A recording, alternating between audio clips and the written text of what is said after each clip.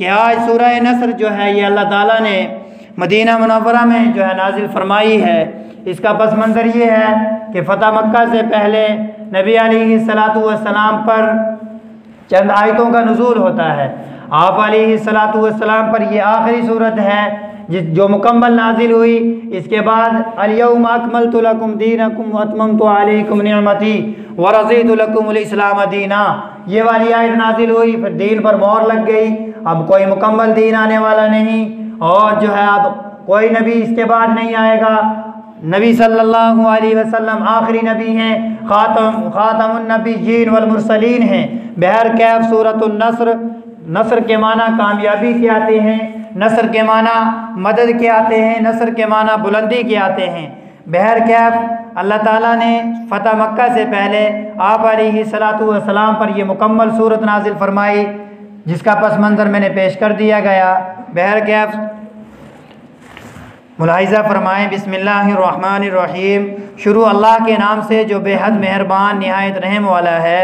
اذا جاء نصر اللہ والفتح، جب یہ جملہ آپ علیہ السلام نے پڑھا، حضرت علی کرم اللہ وجہہ، حضرت ابو بکر صدیق، حضرت عمر رضی اللہ تعالیٰ عنہ، دیگر صحابہ کی آنکھوں میں آنسو آ گیا کہ اب میرے لاڈلے نبی شہنشاہ کونین، تاجدار بطحا، شہنشاہ کونین صلی اللہ علیہ وسلم شاید اس دنیا میں جو ہے تھوڑے ہی دن رہنے والے ہیں۔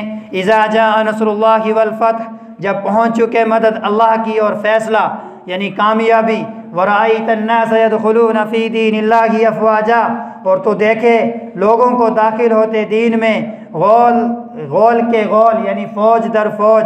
فسبح بحمد ربک واستغفر انہ کان توابا، بول اپنے رب کی خوبیاں اور گناہ بخشوا اس سے، بے شک وہ معاف کرنے والا ہے۔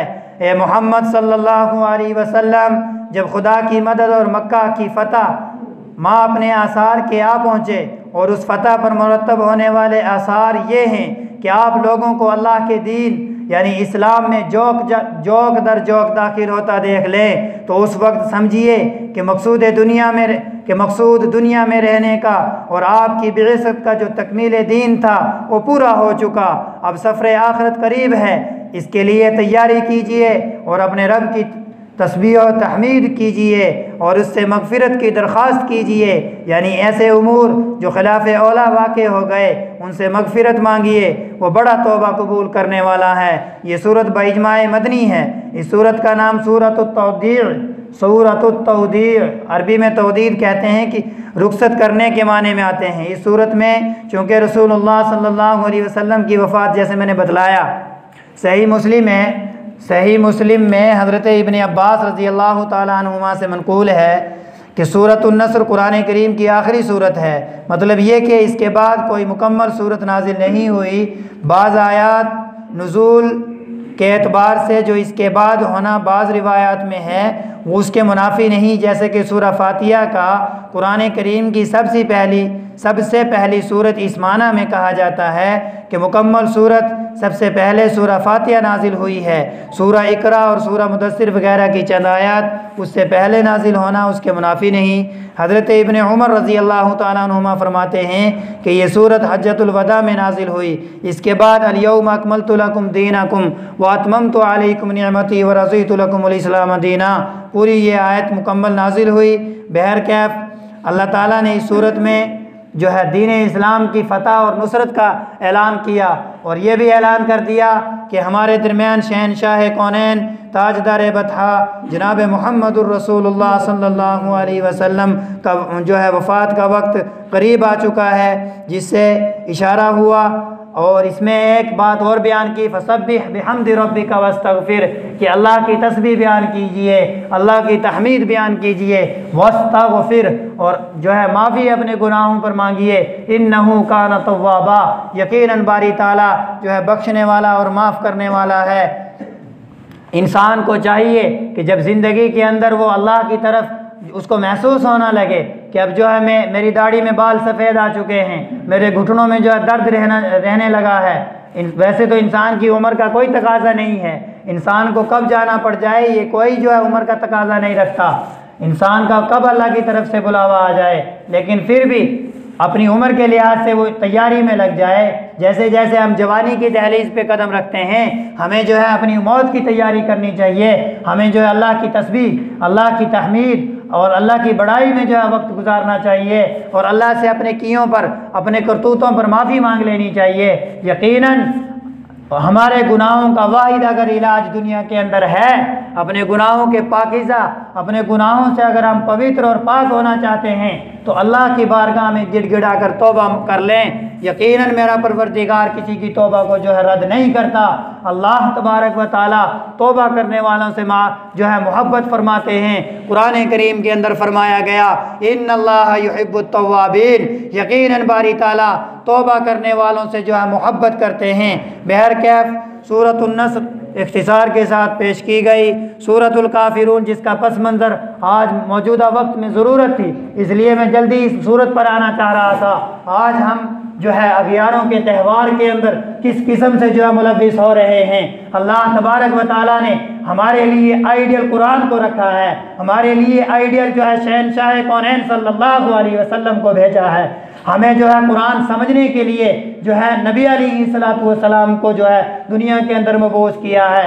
سورہ کافرون کے اندر یہی بتلایا گیا ہے کہ جن چیزوں کی عبادت ہم نے کرنی ہے، ہم اپنے پروردگار کی عبادت کرتے ہیں، اس سے ان کو اعتراض نہیں ہونا چاہیے۔ جن چیزوں کی وہ پوجا کرتے ہیں، ہم صرف اپنے باری تعالیٰ کی توحید کو پیش کر سکتے ہیں، اعتراض ہم نہیں کر سکتے۔ کسی کے مذہب کو برا ہم نہیں کہہ سکتے، کسی کے تہوار کو ہم برا نہیں کہہ سکتے، اور ان کا دین ان کے لیے مبارک ہے، ہمارا دین ہمارے لیے مبارک ہے۔ لیکن اپنے دین اسلام کو چھوڑ کر دوسرے کی جو ہے تہوار کے اندر جو ہے خوشیاں منانا اور اس کے ساتھ اپنے جو ہے لگاؤ کا، تعلق کا، مناسبت کا اور اظہار کرنا اور ان کے ساتھ شرکت کرنا، یہ ہرگز اسلام اجازت نہیں دیتا۔ نہ نبی علیہ السلام نے پہلے اجازت دی تھی، نہ آج اجازت دیتے۔ ہم دارالحرب، دارالامن میں رہتے ہوئے، ملک ہندوستان کے اندر رہتے ہوئے بھی قرآن کریم کی عظمت کو نہیں للکار سکتے، قرآن کریم کے حکم کو نہیں چھوڑ سکتے۔ قرآن کہتا کیا ہے وہ سننا ہے۔ قل یا ایھا الکافرون، تو آپ نبی جی صلی اللہ علیہ وسلم آپ کہہ دیجئے منکروں سے، آپ کہہ دیجئے باری تعالیٰ کے انکار کرنے والوں سے، لا اعبد ما تعبدون، میں نہیں پوجتا جس کو تم پوجتے ہو، ولا انتم عابدون ما اعبد، اور نہ تم پوجو جس کو میں پوجوں، ولا انا عابد ما عبدتم، اور نہ مجھ کو پوجنا ہے اس کو جس کو تم نے پوجا، ولا انتم عابدون ما اعبد، اور نہ تم کو پوجنا ہے اس کو جس کو میں پوجوں۔ لکم دینکم ولی دین، تمہارے لیے تمہاری راہ اور میرے لیے میری راہ، تمہارے لیے تمہارا دین مبارک، ہمارے لیے ہمارا دین مبارک۔ میں نے شروع میں تمہیدی بات میں دو باتیں عرض کی کہ اللہ تعالیٰ نے مسلمانوں کے لیے شعار خاص طور پر دو چیزوں کو بنایا ہے، عید الفطر، عید الاضحیٰ۔ پوری امت محمدیہ کے لیے اللہ تعالیٰ نے ہمارے تہوار عید الفطر اور عید الاضحیٰ کا اعلان کیا ہے، یہ ہمارے لیے ہمارا شعار ہے، اور اللہ نے اعلان کیا کہ میدانوں میں نکل کر جو ہے عید نماز ادا کی جائے تاکہ تمہارے شعار کی نشانی جو ہے معلوم ہو کہ مسلمانوں کی خوشی کا دن ہے، اور عید الاضحیٰ کا بھی یہی جو ہے حکم دیا گیا۔ لیکن یاد رہے ہم کسی کے تہوار کے اندر جہاں گنیش جی کی اور نہ جانے کس کس کی پوجا کر اور اس کی منت مانگ کر جو ہے جس تہوار کا شروع کیا جا رہا ہو۔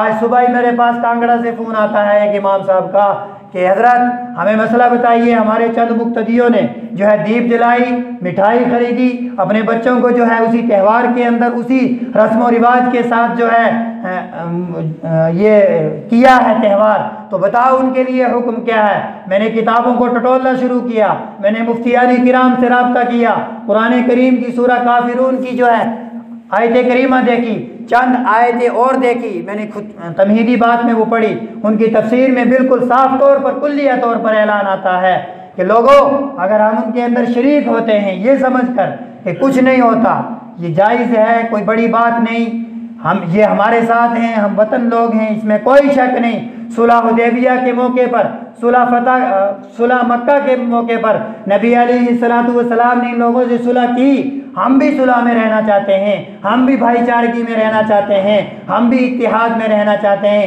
نبی علیہ السلام نے صلح کی، دین متین پر صلح نہیں کی، قانون شریعت پر صلح نہیں کی، بلکہ وطنی طور پر صلح کی کہ آپ ہمارے مذہب میں مداخلت نہیں کریں گے، ہم تمہارے مذہب میں مداخلت نہیں کریں گے، آپ ہمیں نقصان نہ پہنچائیں، ہم تمہارے کسی کو نقصان نہیں پہنچائیں گے، اور تم اپنے مذہب کے مطابق زندگی گزارو گے، ہم تمہارے مذہب کے مطابق زندگی گزاروں گے، تمہارا جی چاہے ہمارے ساتھ شریک ہو سکتے ہیں، ہمارا دین مذہب اجازت نہیں دیتا کہ اپنے مذہب کو چھوڑ کر ہم تمہارے تہوارات میں اور تمہارے دیگر امور میں اور تمہارے ان شرکیہ امور کے اندر شرکت کریں جس کی اسلام اجازت نہ دیتا ہو۔ ہرگز ہرگز یہ اجازت نہیں۔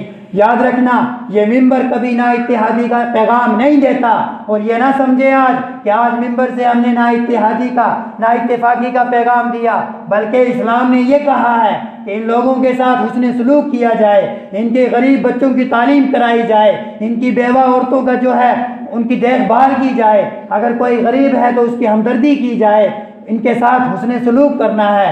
اسلام نے کبھی کسی کے ساتھ بے دردی کا پیغام نہیں دیا، نا اتحادی کا پیغام نہیں دیا، بدسلوکی کا پیغام نہیں دیا، لیکن اپنے مذہب پر قائم رہنے کا ضرور پیغام اسلام دیتا ہے۔ جو اس سے پھرے گا وہ کل بھی اسلام میں نہیں تھا، آج بھی اسلام میں نہیں تھا۔ اللہ کو تمام چیزیں پر برداشت ہے، اللہ کو اپنی ذات کے ساتھ شرک برداشت نہیں۔ قرآن کریم کے اندر کلی طور پر اللہ تعالیٰ نے اعلان فرما دیا، ان اللہ لا یغفر ان یشرک بہ ویغفر ما دون ذلک لمن یشاء۔ لوگوں، یوم آخرت اللہ تعالیٰ تمام لوگوں کی مغفرت فرما دیں گے سوائے ان لوگوں کی جنہوں نے باری تعالیٰ کے ساتھ کسی ذرے کا بھی شرک کیا ہوگا، شریک ٹھہرایا ہوگا، چاہے وہ بت ہو، چاہے وہ ولی ہو، چاہے وہ نبی ہو، چاہے وہ کوئی بھی ہو، کسی بھی چیز کو کسی بھی طرح شرک ٹھہرایا اللہ معاف نہیں کرے گا۔ اللہ کو اپنی ذات کے ساتھ شرک برداشت نہیں ہے۔ اللہ تعالیٰ نے اس چیز کی رعایت نہیں رکھی، باقی ہر ایک چیز کی رعایت ہے۔ بے نمازی رہو گے اللہ بخش دے گا، لیکن پوچھ نماز کے بارے میں ضرور کی جائے گی۔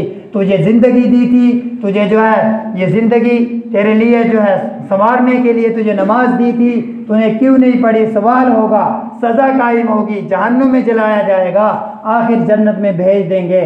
ایمان اگر باقی رہے گا اور دیگر امور پر اللہ تعالیٰ جہنم میں ڈال کر سزا سنا کر، قبر میں سزا سنا کر، میدان محشر میں سزا سنا کر جنت میں بھیجیں گے، لیکن شرک والوں کی کبھی مغفرت نہیں ہوگی۔ یاد رکھیں، ہمارا ان سے رویہ بہترین ہونا چاہیے، اخلاق بہت اعلیٰ درجے کے اخلاق ہونے چاہیے، اور ان کے ساتھ اٹھنا بیٹھنا چلنا پھرنا اعلیٰ درجے کا، لیکن ظاہری اور باطنی دوستی میں اللہ تعالیٰ نے اس میں فرمائی ہے، جو ہمیں سبق دیا ہے اس کو نہیں بھولنا ہے کہ کس حد تک ہم اپنی گراوٹ کو گر جائیں۔ ہمیں ایک ضمیر والا انسان بنایا ہے، بے ضمیرہ انسان نہیں بنایا، دل بدلو ہمیں نہیں بنایا۔ آج ادھر ہیں تو کل ادھر، نئی منافقوں والی چال نہیں چلنی ہے۔ ہم ہیں محمد عربی صلی اللہ علیہ وسلم کے دین پر، ہم ہیں قرآن پر، ہم ہیں اللہ کی توحید پر، اپنے ایمان کے ساتھ، اپنی وقعت اور اپنی عظمت کے ساتھ، اپنے رعب کے ساتھ جینا ہے، اپنی عزت کے ساتھ جینا ہے۔ بے حسی کا شکار، بے عزتی کا شکار اور منافرت کا شکار ہو کر بالکل ہرگز اسلام کسی چیز کی بھی اجازت نہیں دیتا۔ ہمیں منافرت نہیں اپنے دلوں کے اندر رکھنی ہے، ہمیں محبت کے ساتھ اور پیار بھاؤ کے ساتھ، لگن کے ساتھ زندگی گزارنی ہے۔ یہی ہمارے لیے آئیڈیل ہے۔ قرآن اور نبی علیہ الصلوۃ والسلام ان کو سیکھ کر، ان کو سمجھ کر چلیں گے۔ یہ اعتراض کرنے بند کرو کہ یہ تو اگر ہم ان کے نہیں جائیں گے تو یہ ہمارے نہیں آئیں گے، یہ سوچیں گے کہ اسلام ایسا سبق دیتا ہے۔ نہیں، اسلام یہ سبق نہیں دیتا۔ ہمیں اپنے مذہب کے مطابق زندگی گزارنے کا پورا ادھیکار، پورا اتھارٹی دی ہے، اور ان کو پوری اتھارٹی دی ہے۔ جہاں تک اسلام نے جس طریقے سے اجازت دی ہے اس طریقے سے علماء سے پوچھ کر شریک ہوں، آگے بڑھنے کی اجازت اسلام نہیں دیتا۔ بڑھو گے تو اپنے ایمان سے، سلب ایمان سے سلب ایمان کا ڈر ہے، ایمان سے ہاتھ دھو بیٹھو گے۔ اللہ تعالیٰ مجھے بھی، آپ لوگوں کو بھی، سب کو پکا سچا عمل نصیب فرمائے، قرآن کریم کو سمجھنے کی توفیق نصیب فرمائے، توحید باری تعالیٰ پیش کرنے کی توفیق نصیب فرمائے۔ اللہ پاک ہمیں شرک سے کفر سے حفاظت فرمائے۔ وآخر دعوانا الحمدللہ۔ سنتیں جو ہیں وقت دیکھ کے نیت باندھا کریں۔